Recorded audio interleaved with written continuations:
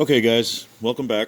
I didn't know it was going to be this fast that I was going to do another video, but I'm starting to reassemble after I've cleaned everything and greased and checked and all that sort of thing. And first problem I've run into, I figured, well, I better record this because I haven't seen anything out there yet.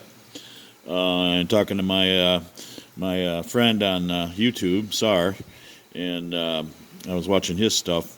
And I think we should probably touch on this. And this is when you get the preload, this is the chuck or the head, the spindle head. And there's the spring right here, which will allow you in the vertical mode to drill and plunge and mill. But there are two Bellevue washers inside here. And for those of you that don't know Bellevue washers, from the distance, they look like flat washers. However, they're not. They are cupped. They are shaped. They're convex, concave. And there's two ways to put them together. You can put them in series or in parallel. Parallel means that you put them together with the cups facing each other, so they kind of fit like their washers are spooning, for lack of a better phrase. Or you can put them in series, which the contour of the Bellevue washers are opposing each other. In this case, the two washers have to go inside there, opposing each other in series. And what that does, it puts a preload on the two bearings inside here. You got the nose bearing up here, and you got the rear facing bearing back in here.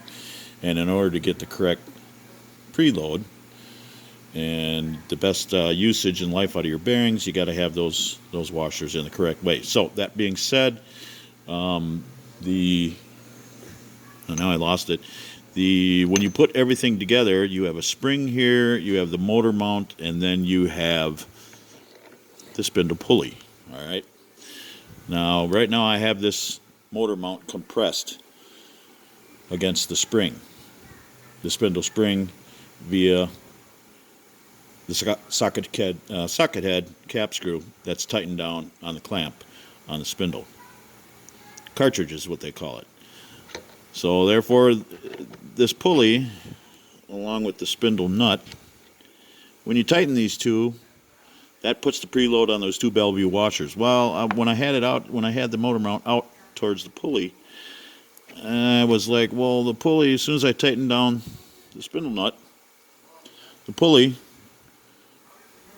was grinding and rubbing on the motor mount. And I was like, somewhere I read you got to have about 10 thousandths gap in between the pulley and the motor mount. Well, I thought, well, that's not right, because then you're not getting the correct amount of preload on the washers and the bearings. So then I started thinking, still don't know. Then I read somewhere you put these cereal box shims. And I was like, I had to look that up. Thank God for the internet and Google, because back in my day, I would have been asking all the old timers, and they would have been sending me looking for a bucket of steam and a pad eye wrench. For those of you who know what that is, they would have sent me on a wild goose chase. Anyway, so I took this off, fiddled around with it a little bit, and I compressed the spring with the motor mount, and then I cinched it down with the cap screw. And that's when I discovered that when you have everything put together, you see that little boss on the pulley? Right where my thumb is, that little boss? These guys were clever who built this, who machined this and made this 40, 50, 60 years ago in Austria. I got to give them a hand on this one, because they were thinking, this is not just a little toy. I mean, it's the size of a toy, and my buddies are giving me a hard time about it, but it is really a precision machine. So what they did is they compensated for that, and they knew that the pulley was going to be part of the equation.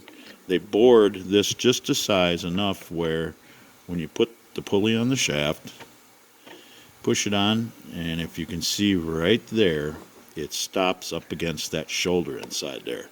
Bingo, there's my gap. Right in there. So now when I'm going to put the spindle nut on, and again, this is all really fine thread, excellent heat treating properties on the steel. I'm very impressed as a machinist. It's very well made. And I just put my, by the way, they have Tommy bars here that fit into the spindle so you can tighten stuff down. It's 5/32. This is a 5/32 pin punch.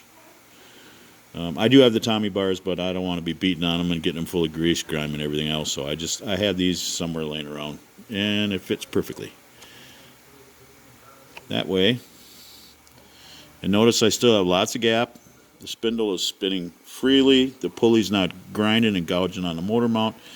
Once I lock this down with the spindle nut, then I will release this cap screw and slide it. And then I'll just, now that I know that the preload is set, I'll just go ahead and slide this spindle back where, geez, I can pick a distance. I can stick a 10,000 shim in there, or I can stick a 100,000 shim in there. But the important thing is I'll have a gap and the pulley will not grind on the motor mount. Yeah. So it's coming together. It's starting to look like a miniature lathe. All right. Unimat SL DB200. Stay tuned. More to come. We're almost there. See ya.